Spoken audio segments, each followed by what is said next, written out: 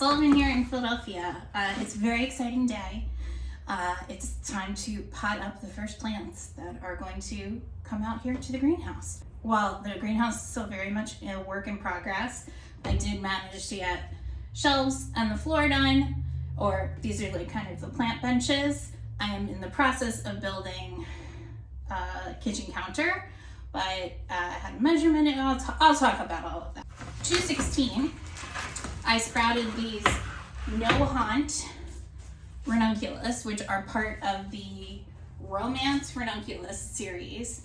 I had 50 of each, and I am going to pot them up into 2-inch pots because that's what I have, and because that's pretty much all they'll need to sit out here for another month. So I have already filled my 2-inch pots. These are Bootstrap Farmer. I bought a whole set of trays and pots to move into the greenhouse with. You know, it's an ongoing thing with us gardeners.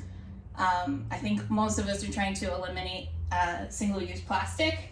So I decided to give the Bootstrap Farmer stuff a try, and the stuff's awesome. So here is a sprouted no-haunt. Some of them I noticed in the tray are feeling a little moldy, and I don't use any kind of pre-treatment in the soak. I think professional flower growers probably use like a fungicide. I've seen some people growing ranunculus and worrying about crowding them or things like that. They're fine. I can remember one year I just literally threw them into the holes at the same time I was planting bulbs. I think it's the nature, anytime you're excited about growing something, maybe something new to you, to want to baby it, but they really do not need a lot of babying. You know, a lot of these. Good Lord. 2-inch pots are what I have, so that's what's happening.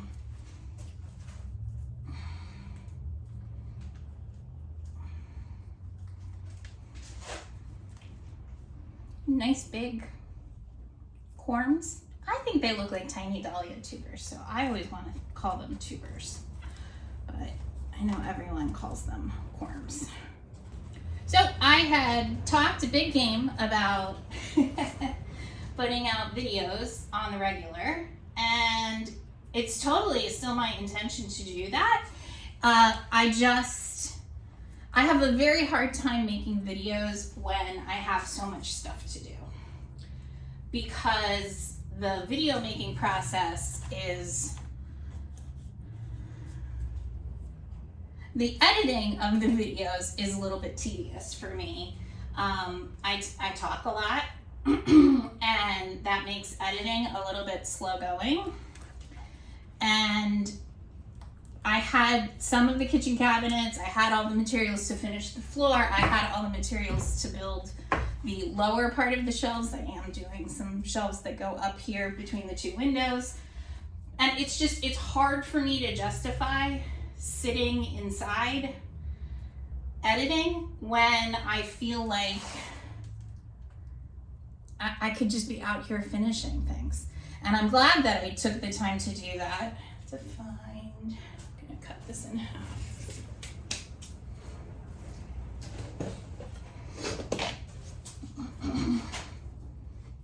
Let's see.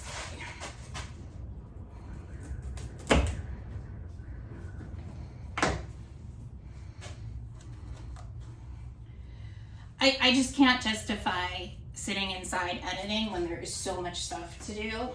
So if you're not familiar with how to start ranunculus, most people do something called the pre-sprout method, and you give the corms a soak, and then you put them someplace cool and dark, and they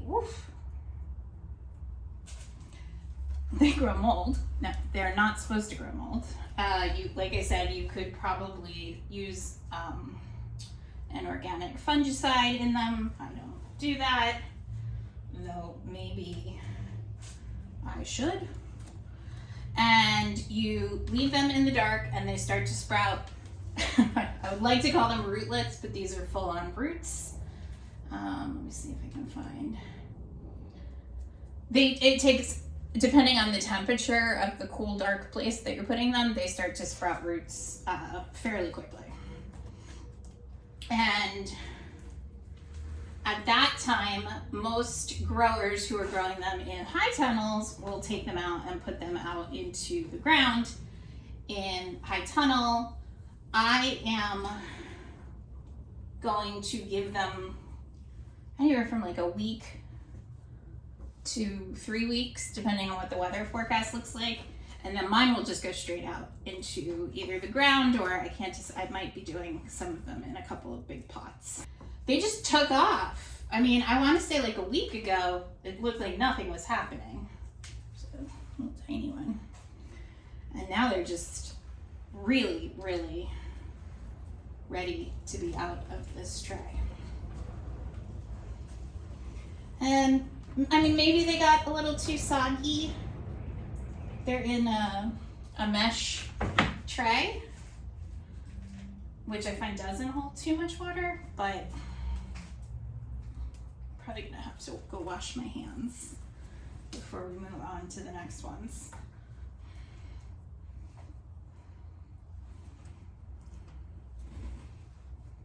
You could definitely do them in 3-inch pots or 4. I always feel like I spend too much money on potting medium. Normally I would say that I would reuse this, but because of the mold, that's probably not a good idea. And with some of the tiny ranunculus, you can put 2 per pot, but these are really big.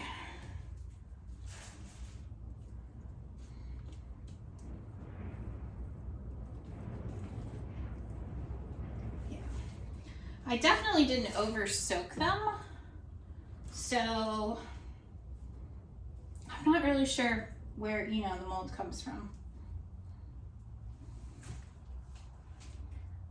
Because the over soaking is usually rot, not mold. Like they just kind of disintegrate like mushy dahlia tubers do. So that will all go to the compost. And I'm giving them, I've been using the Organic Mechanic container blend for most of my potting soil needs the last year or so. But I find that for outside containers like my planters and things like that, it's really good, but it doesn't feel like it has any, like, I don't know how to explain it. It doesn't feel like it has any richness to it, but it feels like it has a lot of cocoa core in it because it's peat free. So that's what they're using to make it free draining. And so I ended up mixing, I had some bagged leaf compost. And so I ended up doing a mix of like 1 cubic foot of potting mix with about 3/4 of a cubic foot of really like fine leaf compost. And it feels better. It feels like it'll give these plants like just enough of a feed without me having to give them any kind of like fertilizer or anything.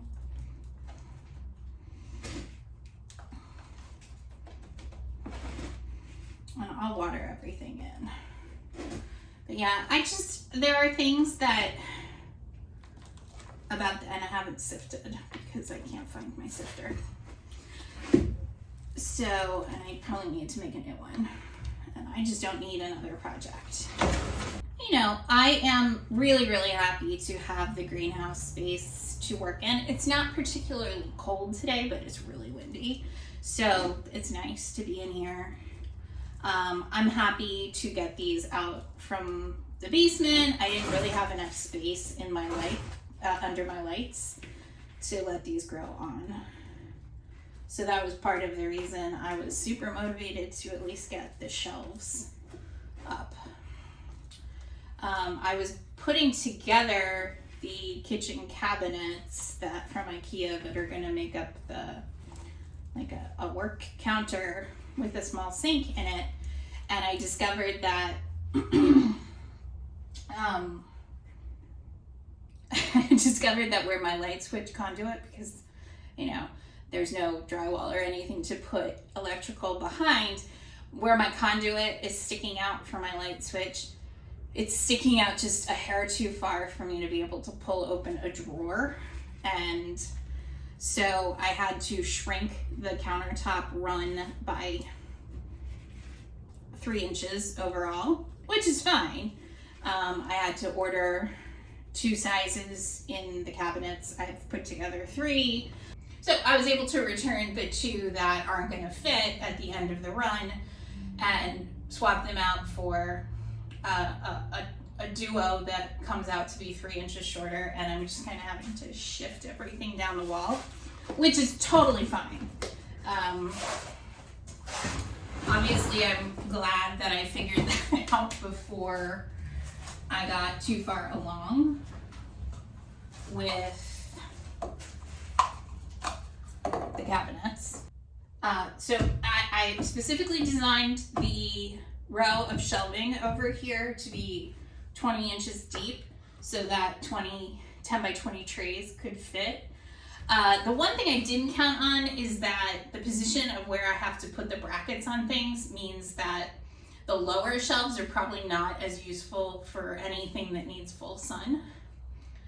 So they might end up being more storage.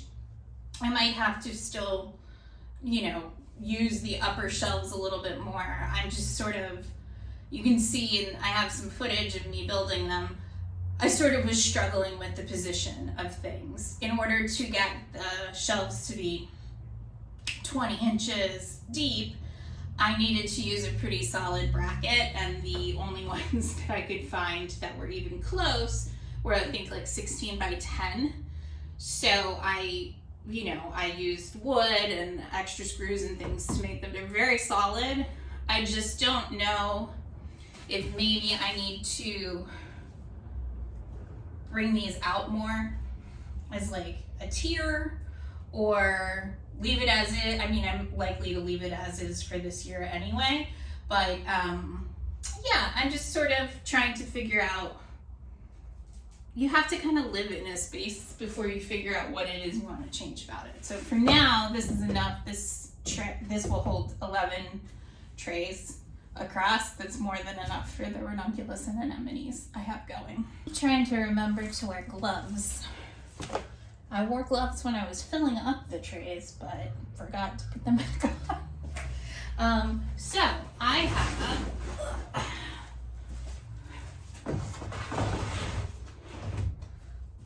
4 trays of ranunculus. I had intended, I had 5 sets of 50 soaked, but I had a bunch of moldy ones in this one variety, no hunt. I think they were substituted, so I actually think I have another 100 somewhere. So I just took the healthiest looking ones and potted them up. I'm actually gonna go get my anemones and get those out here so that they can start getting acclimated to being away from the lights. And now it's just time to let everything grow. So I potted up just the ones that looked the best to grow on in here. And then I have a grouping of planters out front of the greenhouse that were looking like they needed to be topped off with some soil because they just settled over the winter. So I ended up just spreading out any of the other ones that didn't make it into the trays but didn't look moldy or disgusting, and just covered them over with some of the same potting mix mixed with compost. This tray says, build the greenhouse before you sprout your anemones.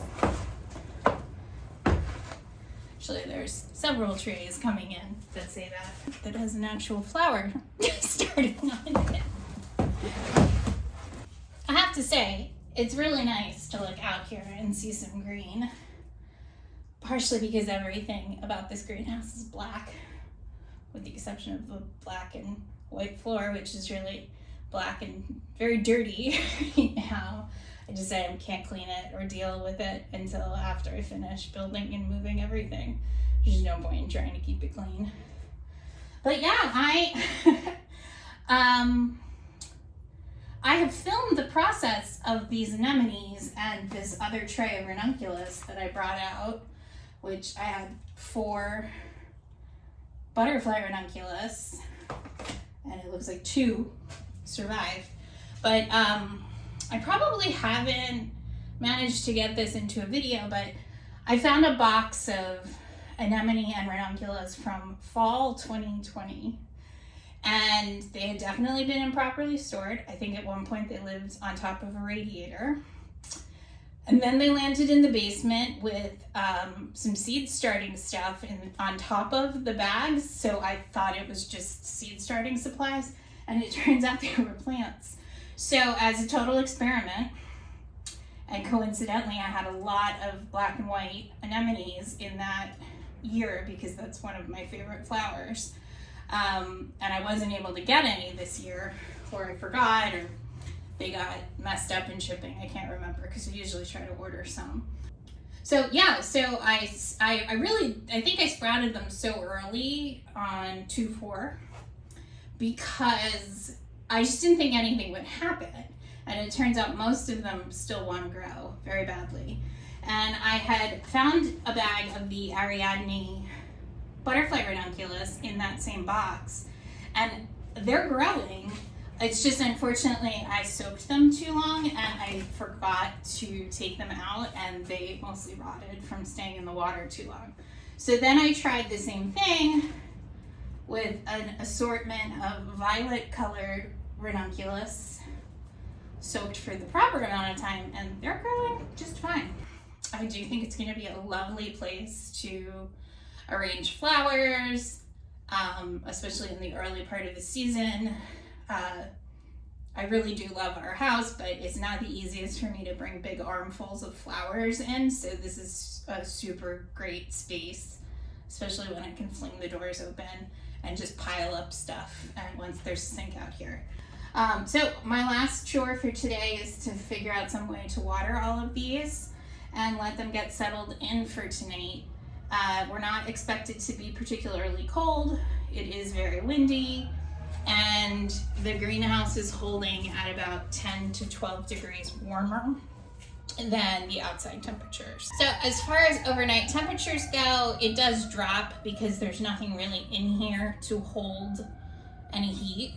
I think once the cabinets are finished and I'm doing like a gray water sink, so I'll have some barrels, black barrels of water that will help retain a little bit of heat. But honestly, everything that's coming out here at this point is fine for 6 weeks before your last frost date, which is about where we are. All right, guys, thanks so much for joining me while I put the very first plants out into the greenhouse, and I will see you soon.